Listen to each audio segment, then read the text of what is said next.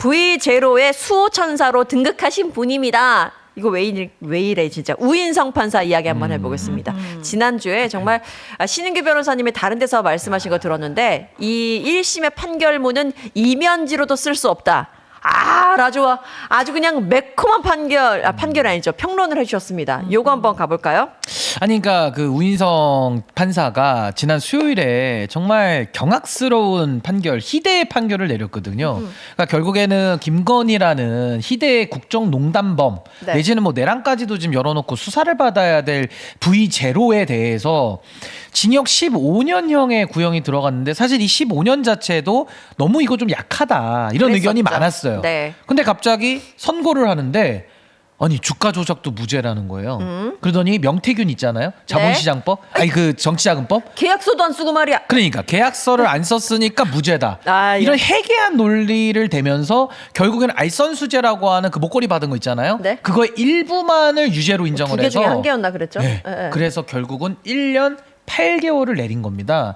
아니 그래서 저는 이게 정말 뭐 재판을 장난으로 하는 것도 아니고 또 저렇게 기득권의 눈치를 보고 구 권력자에 대해서 조아리는 판결을 한다는 것 자체가 네. 이게 법복을 입은 판사가 할 짓이냐 정말 부끄러운 일 아니냐. 그래서 제가 이 판결문은 항소심에 가면 네. 1페이지부터 다 드러내야 된다. 그래서 제가 이면지라고 곱게 순화해서 표현을 한 겁니다. 네. 어떻게 보셨습니까, 우리 취자님? 지난주에 화 많이 뚜껑 나셨죠? 많이 열리지, 제가요? 네. 저는 뭐 바로 여기 나서는 순간 다 까먹습니다. 아, 제가 그래요? 화를 많이 냈던가요? 아니. 요 판결문을 보고. 이 판결 화 많이 나고요. 굉장히 모욕적이었어요. 맞아요. 뭔가 되게 멋진 말로 우리에게 되게 준엄하게 말씀을 주시는 것 같은데 내용은 다 똥이다. 맞아요. 라는 말씀을 좀 드리고 진짜 이래서 사람들이 혹은 엄마 아빠가 열심히 공부해서 사자 돼야 된다 이런 말 했나 이런 생각이 좀 들더라고요. 가령 뭐 형무 등급이 어떻고 인두비오 프로래요? 똥이다 이 말이야. 진짜 난 어이가 처음 없는데. 들었어, 이 말. 라틴어예요, 라틴어. 그리고 헌법 103조에 따라 이 말 되게 웃겼는데 헌법 103조에 따라 판단한다. 나는 헌법 103조 몰라. 그래서 찾아봤어요. 봤더니 뭐 이런 거야. 그냥 법관은 헌법과 법률에 의해 양심에 따라 독립하여 심판한다. 당연한 거 아니야? 당연한 얘기 왜 합니까? 배고플 때 밥 먹는다 얘기를 내 오지게 말이. 했어. 잠이 오니까 잔다 뭐 이런 네, 것도 그런 같이. 거잖아요. 그게 진짜 똥이다라는 말씀을 드릴 수밖에 없겠고요. 저는 사실 태도적인 면에서도 굉장히 분노했습니다. 굉장히 깍듯하게 고개를 숙여 인사하는 야. 모습도 마찬가지고요. 그랬다면서요? 그렇습니다. 피고인을 향해서 인사 그런 뭐 경우 하는 잘- 거냐? 진짜. 그런 경우 잘 없다면서요, 변호사님? 아니 이제 저렇게 하는 경우도 없을 뿐만 아니라 정말 없어요. 잘못된 게 뭐냐면 생중계를 왜 합니까? 저 생중계했거든요. 네. 녹화 중계도 아니고. 맞아요. 그만큼 알 권리 차원에서 국민들이 볼 권리가 있는 건데 김건희 피고인을 앉혀놓고 마스크도 안 벗긴다? 그럼 중계 왜 합니까? 거기다가 그 최지우라는 그 변호사가 기도하고 있었거든요, 변호인이 옆에. 앞에서 김건희 얼굴을 또 가려줘요. 이 몸으로 가려준다고. 아니 제대로 가려서 진짜. 그러니까 옆에 이거는 붙어가지고. 중계를 또 농락하는 하나의 어떻게 보면 국민들의 알 권리를 침해하는 그런 장면들도 많이 있었기 때문에 저는 이 우인성 판사가 정말 김건희에 대해서는 봐줄 결심, 네. 솜방망이로 선고할 결심을 하지 않고서는 이런 판결 내릴 수도 없고요. 그리고 뭐 자본시장법이든지 명태균과 관련된 정치자금법 위반에 관해서도 결국에는 다 무죄로 털어줬지만 그 논리 자체가 하나도 동의되는 게 없어요. 아니 보통 우리가 잘못된 판결이라고 하면은 한 5개 중에 한 3개는 맞는데 한 2개가 이상해. 그럴 때 우리가 비판을 하는데 네. 이거 5개가 다 엉망진창이에요 지금. 네, 맞습니다. 그러니까 1년 8개월이 나오거든요. 그래서 저는 이 우인성 판사는 한번 제가 뭐 지나가다가 만날 일이 있으면 내란에 대해서 어떻게 생각하냐고 한번 물어보고 싶어요. 아마 진짜 헛소리 할 것 같아요. 그러니까 예. 그 정도로 형편없다. 전 그렇게 봅니다. 아니 저는 되게 기분이 가장 나빴던 모욕감을 느꼈던 부분이 뭐냐면 아까 전 말씀하셨잖아요. 어려운 말 남발했다. 뭐 인두비오 프로레오 뭐 이런 얘기하고 온갖 사자성어 나오고 하는데 이 얘기를 언제 했냐면 사실 김건희를 꾸짖는다는 표현을 할 때 예를 들어서 뭐 치장하게 급급했다. 모범이 돼야 되는데 말이지. 반면교사가 돼선 되겠어? 이러면서 꾸짖는 듯한 어떤 연기를 펼칠 때 이런 얘기를 야. 많이 했거든요. 저는 처음에 그 치장하게 급급했다라는 얘기를 들었을 때 와 약간 잘 매기네? 처음엔 그랬어요. 와 잘 매긴다. 약간 진짜 허영심 많은 아줌마 정도 얘기한 거잖아요. 그쵸. 그래서 했는데 한 5분 정도 지나니까 이거는 본질을 호도하는 말이잖아. 사건을 축소시키는 말이잖아.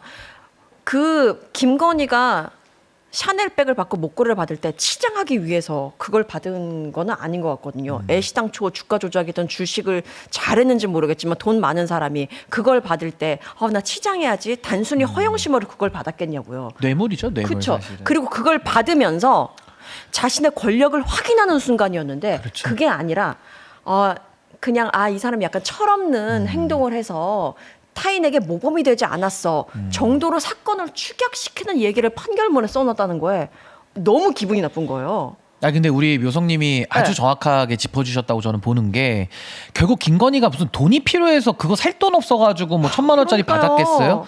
결국 이거 본질은 뇌물이거든요. 그러니까 국민이 위임한 권력에 대해서 이걸 사적으로 남용하고 사적으로 유용하면서 본인은 그 권력의 맛을 느낀 겁니다. 네. 이게 핵심이거든요. 그쵸. 그래서 이거는 사실 그 특검의 기소도 알선수재가 아니라 사실은 뇌물인데. 그리고 과거에 박근혜 최순실은 경제 공동체, 윤석열 김건희는 부부 공동체, 권력 공동체거든요. 숟가락 젓가락을 같이 쓰는 사이 아닙니까? 네. 그러니까 이거는 사실 과거에 최순실을 뇌물로 처벌해서 지금 한 10년 넘도록 10년째 복역 중인데 네. 만약에 최순실이 우인성 판사한테 재판을 받았다면요.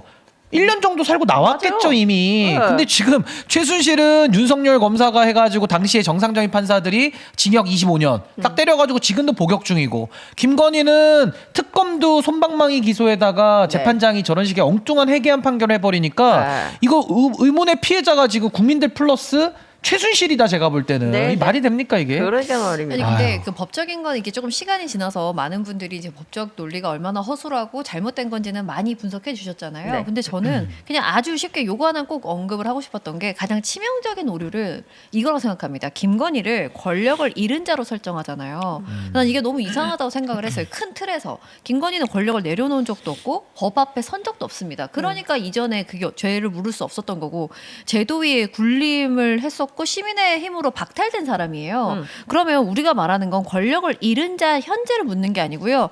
권력을 행사하던 그 시점의 범죄에 대해서 묻고 있는 거거든요. 근데 시작할 때 그 판사가 그런 얘기 하잖아요. 권력자든 권력을 잃은 자든이라고 이야기하잖아요. 나는 그거부터가 글러먹었다라는 생각을 굉장히 많이 했습니다. 그래서 우리는 다른 직업군에서는 일을 그르치게 하거나 틀린 일을 하거나 잘못되게 하면 반드시 징계를 받든 잘리든 어떠한 게 나옵니다.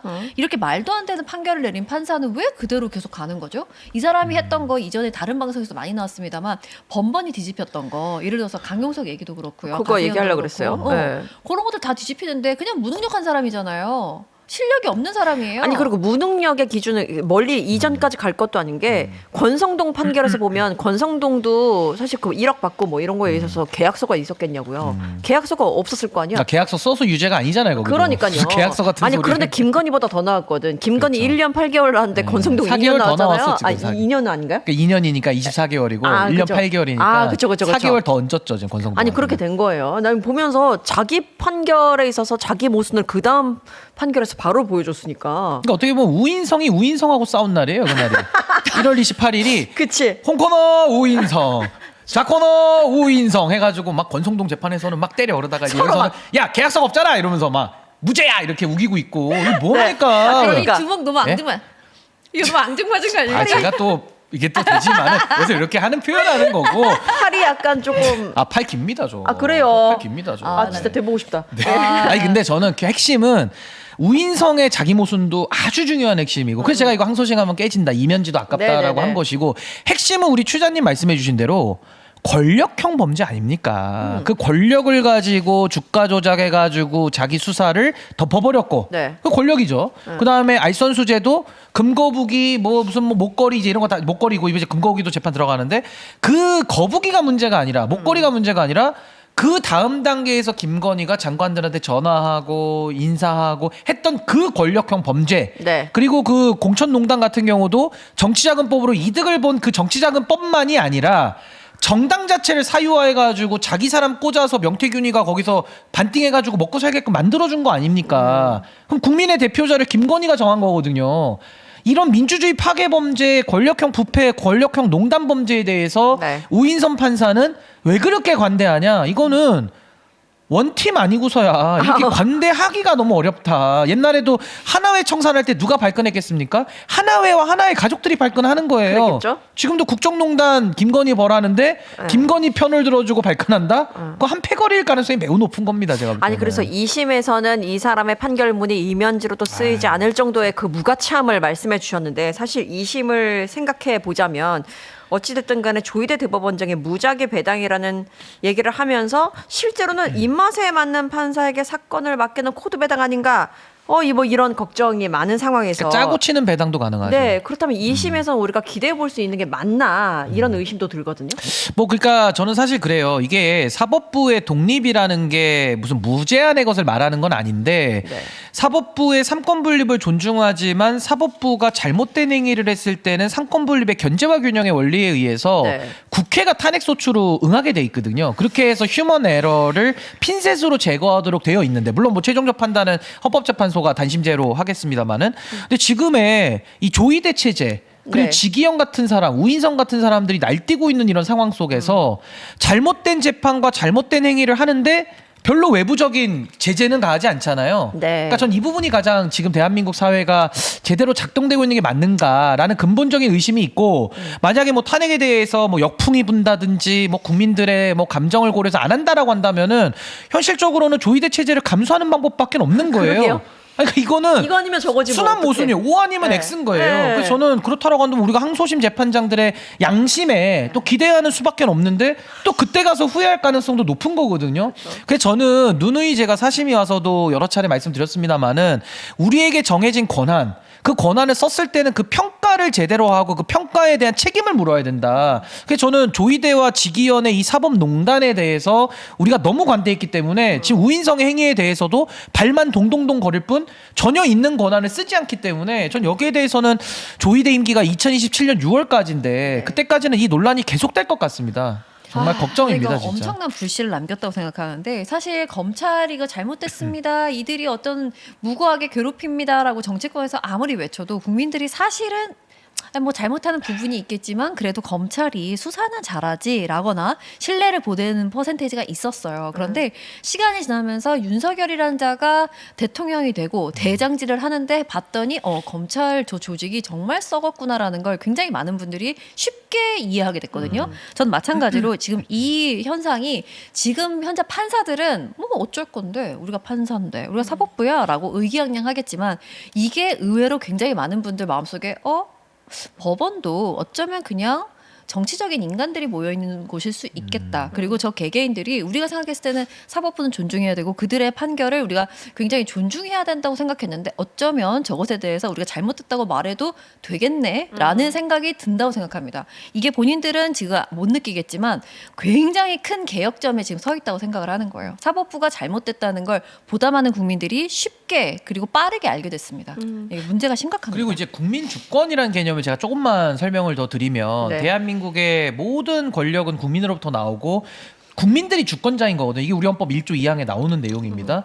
그 주권이라고 하는 그 권력을 우리가 세 분야로 나눠 놓은 거예요. 그래서 행정부, 입법부, 사법부가 있는 건데 사법부 같은 경우는 최후의 법에 대한 적용 해석권을 가지기 때문에 사람의 생명까지도 생사 여탈권을 갖습니다. 사형이라는 거를 판사가 법대에서 선언하잖아요. 우리가 집행만 안 해서 그렇지 사람을 합법적으로 목숨을 박탈할 권한도 있는 거예요. 네. 그 정도로 어마어마한 권한을 갖고 있는데 지금 사법부가 가장 착각하고 있는 것은 그 본인들의 권한이 시험을 통해서 자기가 획득하고 자기 권한이 아니라 내게 아니라 네. 국민의 권한을 위임해 놓은 겁니다. 사법부가. 그리고 두 번째는 판사들에게 부여한 고도의 독립성과 양심이라고 하는 재량의 폭넓은 범위는 권력자에게 맞서고 무너진 정의를 바로 세우라고 그 강자들의 죄악과 더럽고 추잡한 짓들에 대해서 양심과 독립성으로 맞서라고 한 거거든요. 근데 지금은 김건희가 지금 그 범죄를 저질렀는데 판사가 자기 양심을 빌미로 우산을 씌워줘서 맞아. 건희야 들어와 이래가지고 같이 쓰고 있는 거예요. 봐주는 우산. 그러니까 전 이런 식으로 정의를 굽게 만드는 것은 사법부의 독립성과 양심의 존재 의의에 대해서 이제는 국민들이 물어볼 수밖에 없는 상황을 전 초래했다. 맞습니다. 저 그렇게 봅니다. 예, 좋습니다.